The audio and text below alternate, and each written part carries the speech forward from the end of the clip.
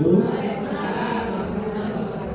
Ya, saya Agustinus. Nah, bagian saya ini adalah sebenarnya lebih kepada kerangkanya begitu ya. Kalau tadi Pak Janfri bicara mengenai pencatatan keuangan, nanti Bu Lima tentang kualitas begitu ya, kemudian nanti Pak Dipa tentang marketing gitu ya. Tapi namanya usaha itu sebenarnya lebih baik kita tahu prosesnya itu gambarnya seperti apa. Cara usaha kita itu seperti apa.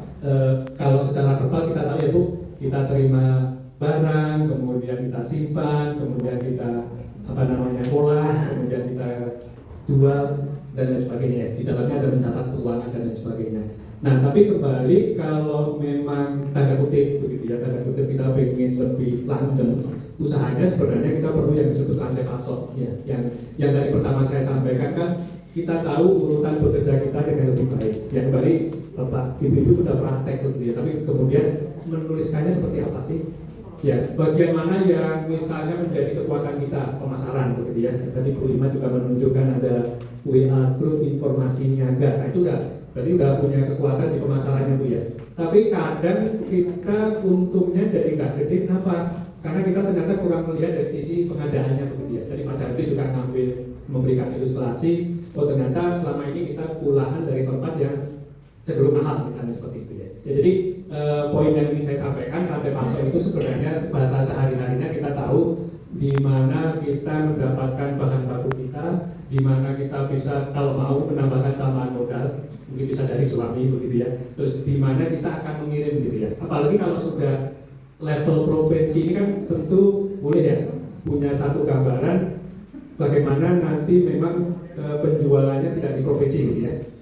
Ya, mungkin sekarang di kota gitu ya. Bagaimana sampai provinsi, bagaimana sampai nasional.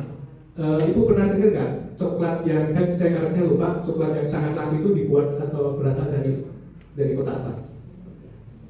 Dari Garut gitu ya. Namanya coklat ya. Tapi ada yang lebih duluan ya, mungkin Silver Queen atau apa begitu ya. Nah itu sebenarnya dari Garut Bu. Jadi intinya kita mau cerita tadi ya teori bisnis internasional, seluruh perusahaan yang sekarang gede banget semuanya berawal dari UMKM dari UMKM gitu ya. Karena sebenarnya mau dia Dell, Apple dan lain sebagainya kan namanya proses bisnis UMKM itu kan sama ya Bu dengan yang ibu lakukan kan. Ya jadi ada proses pengadaan, kemudian ada proses penjualan. Nah, tapi kembali sekarang kita coba expand juga khususnya dari sisi penjualan misalnya kan, berarti dari sisi hilir begitu ya. Kan kita ingin berkembang suatu saat sampai provinsi. Berarti kan kita mesti memiliki satu gambar yang menjelaskan siapa saja sih yang mungkin membeli produk kita. Ya, apalagi zaman sekarang memungkinkan sekali ya, kita nggak hanya jualan di Tangerang Selatan begitu ya, kita bisa jualan ke Bandung, kita bisa jualan ke pulau lain dan lain sebagainya. Sekarang sangat memungkinkan karena secara pengiriman ada, secara alat komunikasinya juga ada. Tapi sebelum memulai ke situ mestinya kita punya rantai pasok kita itu seperti apa. Ya, jadi sebenarnya mungkin perlu dipertimbangkan membuat satu gambaran lengkap begitu ya, kita dari awal ambil bahan baku sampai ke pelanggan seperti apa, karena kalau ini tinggal lagi dikembangkan ya. Jadi sekarang saya ingin menambah penjualan sampai di luar Tangerang Selatan dulu misalnya. Saya nanti harus tadi ngobrol juga dengan Bu Ima, pengiriman kalau masih di dalam kawasan perumahan diantar sendiri gitu ya. Tapi kalau keluar kota udah bicara lalamove, udah bicara yang lain-lain gitu ya, sipek-sipek begitu ya. JNE juga bisa ya. Walaupun sekarang lagi gejolak karena ongkos kirimnya dibebankan kalau di e-commerce seperti itu ya. Tapi kembali apapun yang terjadi pada intinya kita ingin punya gambar tersebut.